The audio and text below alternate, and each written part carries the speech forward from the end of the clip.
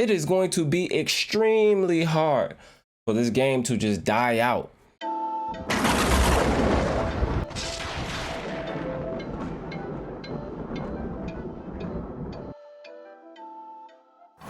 What's going on, YouTube? H-Dub here, and I'm a little sad today. Because I guess it's just that time again. Every few months, we get another Raid is Dying video. You know, at least a couple times a year, somebody's coming out with a Raid is Dying video. Primarily because a CC decides to leave the game, or, you know, they just quit for whatever reason, or get booted out, blah, blah, blah. We've seen it all. And these videos don't come from one place in particular. You know, lots of CCs upload Raid is Dying videos. But in my personal opinion, it is going to be extremely hard for this game to just die out. And despite how we feel about Plarium, ignoring our cries to increase the energy cap, ignoring our cries to bring all of the quality of life changes that this game so desperately needs, and they do from time to time, you know. But despite all of that, if the players continue to spin and the content creators continue to make videos, this game will never die. Now, if every major content creator were to quit making Raid videos all at the same time, mind you, this has to happen all at the same time. Like, it has to be drastic, right? We could potentially see a staggering change in the content available on YouTube and Twitch, but the game still wouldn't die. Because the reality is, no smart businessman cuts off a profitable, yes, a profitable stream of revenue. Because there are a million small fish in the sea ready to swoop right in and take your audience if you do. Not only that, the Raid team is probably going to help them. They're probably going to give them some assistance in some way. You know what I'm saying? They could post their videos in game. They've been doing that all year. You know, they've been posting videos of content creators in the game, advertising all the Ultimate Death Knight stuff, right, and other things. So we know they can do that, right? They can also post on any of the Raid official social media pages, and then easy, boom, instant growth. Now you have a new content creator that everybody loves.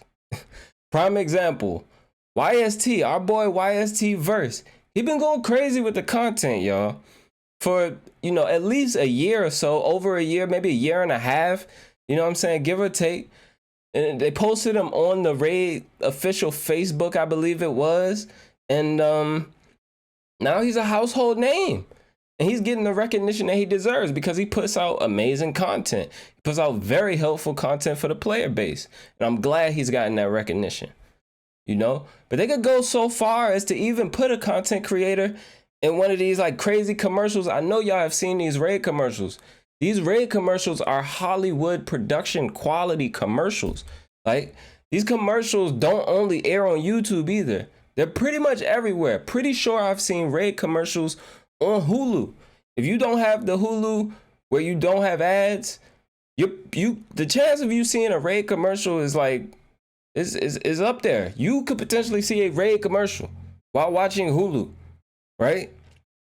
So they have this ability, okay? Similar to how like the music industry, right? They take like trash musicians, trash, you know what I'm saying, vocalists or whatever. These people do not have lyrics that can hold a can of paint. And they turn them into relevant artists, right? So long as it is profitable. It has to be profitable or it's a no-go. They drop them right after they're not profitable, right? And this cycle of old content creators quitting and new ones emerging, it's just going to continue. Like, this is a cycle, rinse and repeat. But again, no smart businessman cuts off a profitable stream of revenue. Let's be real, which is why most CCs don't actually quit Raid or quit making content for Raid. Even if, you know, they stop playing the game, they still gonna make content. Even if they don't have an account, they might still find a way to make some content because it's profitable, right? From a business standpoint, you want to do anything that's profitable for you to make money. Our boy Stu Gaming, right? He hasn't been an official content creator for Raid for I don't know how long now. I haven't been keeping tabs, but I know it's been a while, right? Even he took the time to upload a video saying he's making a potential comeback, right? And I think he should. You know, it's a smart business move. And, you know, it's a bonus if he enjoys the game. Now, I don't know him personally, but despite all of the cheat scandal stuff, you know, we can't ignore the fact that he did make some great content, right? Actually, let me rephrase that. He made actual content, you know, not just my top rated epics every month, my top rated this, my top rated that, right? You know, so let's be real about it. As long as people continue to promote this game and play this game is not going to die, right?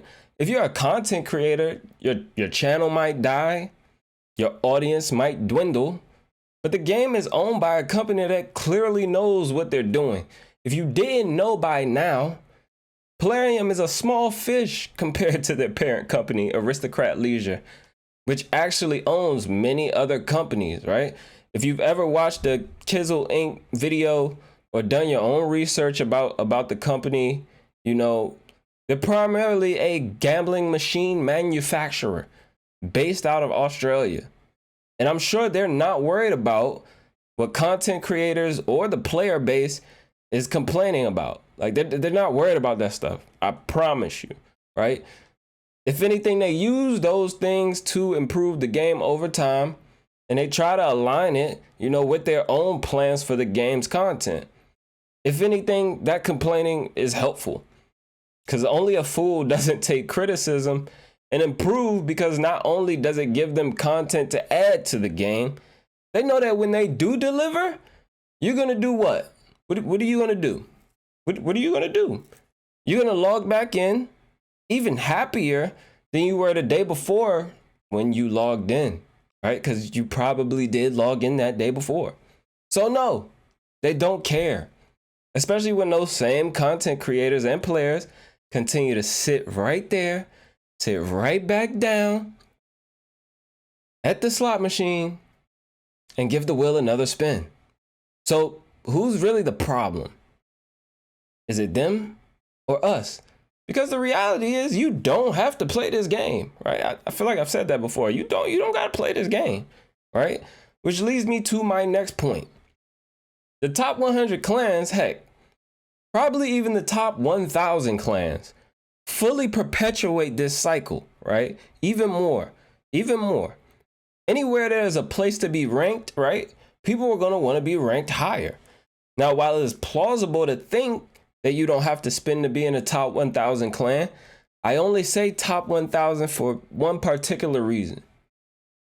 During the last personal rewards CVC, my clan, well, the clan that I'm a part of, I'm not the leader, we lost to a clan that wasn't even ranked. And they didn't even have a full 30 members in their clan, but I guess they decided they wanted to win for whatever reason. Because, I mean, if it's a competition, if it's something to be won, who don't want to win, right? Nobody don't want to lose. I don't like to lose, right? Mind you, this is tier 6 CVC. I'm not talking about T4, T3, T5. No, we're talking about tier 6 CVC during personal rewards, right? I'm talking about putting up 400K so you can get your personal reward T6 as well, right? But long story short, they put up 9 million points on us without even a full clan. And yeah, I was kind of upset about it, right? But it's safe to say that potentially the top 1,000 clans do perpetuate this.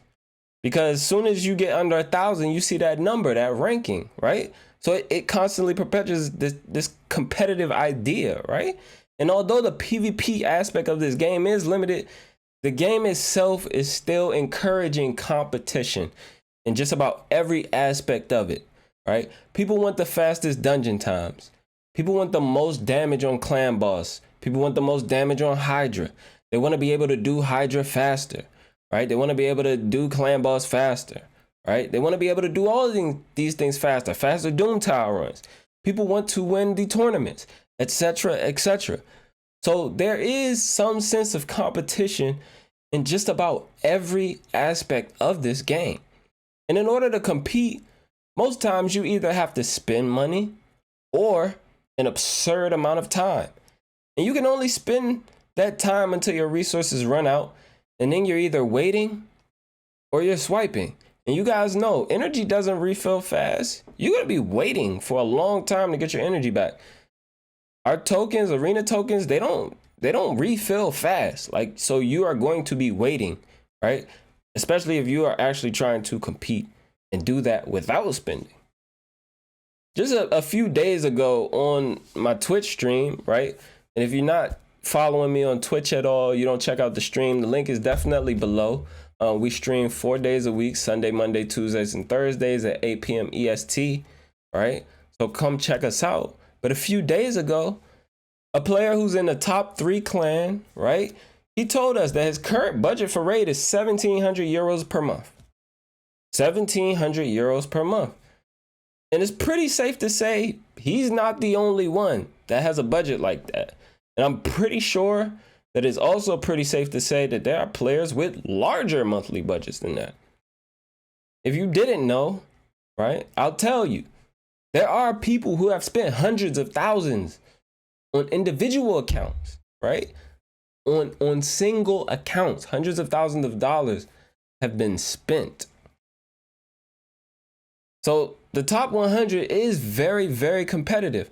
And while there are a few free-to-play players here and there in top 100 clans, an overwhelming majority of people are spending at one point or another, if not on a weekly basis. If you don't believe me, just type in raid shard pools in the search and calculate the tens of thousands of dollars players spend so that these videos can even be made possible. I'm not going to do the math for you, but back to the point though, this game is not going to die anytime soon. We have seen a decline in the amount of viewers on Twitch and YouTube, but that's content. That's not the game itself. That can probably be attributed to a couple things though. You know, websites that have raid content on them, so you don't have to watch a video to get advice on the game. And also people are busy. You know, a lot of people are back working in person, not from home. People have many life changes that affect whether they can continue to spend time playing the game or watching content about the game. You know, we all know IRL is more important. But this is something to consider when thinking about if the game itself is actually dying or if the desire to indulge in content about the game is dying. Imagine if all of the top content creators had websites with their build recommendations, presets, ranking systems to tell where the champion can be used to be most beneficial to one's account. Just imagine that. I remember like a year ago when Murder Inc. was streaming a lot more, he said something about having his own website and stuff like that, right? I don't know if he ever did it, but you know, he did say that. I remember him saying that on a stream, right? Imagine if all the biggest ones had these type of websites, one similar to IHumanLove, similar to Hell Hades website, right? And I'm sure, you know, other people obviously have their tier lists and so forth and so on. But just imagine if everyone did, there would be no need to go to YouTube and really watch content other than to support the content creator, of course. Maybe get a more in-depth explanation about something in particular, you know, or you just want to see the guy behind the magic, you know, or to see why the build that you copied isn't working on your account. Prime example. People wonder why, you know, when they go to Deadwood's site, they see a squad on there, any comp on there, right? They get the speeds, they finally get the speeds after however how long, or they get someone to build it for them, right? But they get the speeds, and then the comp just never works. It falls apart, completely falls apart. I probably see this every day. Tell me you don't see this every day, right? If you don't know about true speed and you never watched a video about it and aren't a part of a Discord with knowledgeable people, you could be stuck forever without a comp that could get you the chests you need to make progress in this game. This is something I see all the time. While it can be a lot quicker to get info on websites, we can see it as a possible contributing factor to why video content for the game has declined over time, right? As these websites grow, there's less and less need for people to go and consume information on YouTube and on Twitch. It's like, it's a lot quicker to just go on a website, scroll through, see what you need, and boom, be right back off playing the game. So I'm not saying it 100% is the cause, but it is a potential contributing factor to why we have seen a decline in people watching videos and joining streams, right?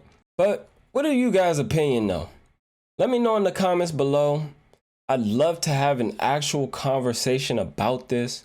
Sorry I had to go on this rant, but it has been burning inside of me. It has. And I can go into a lot more reasons, but let's just leave it at this for now. You guys be good and be well.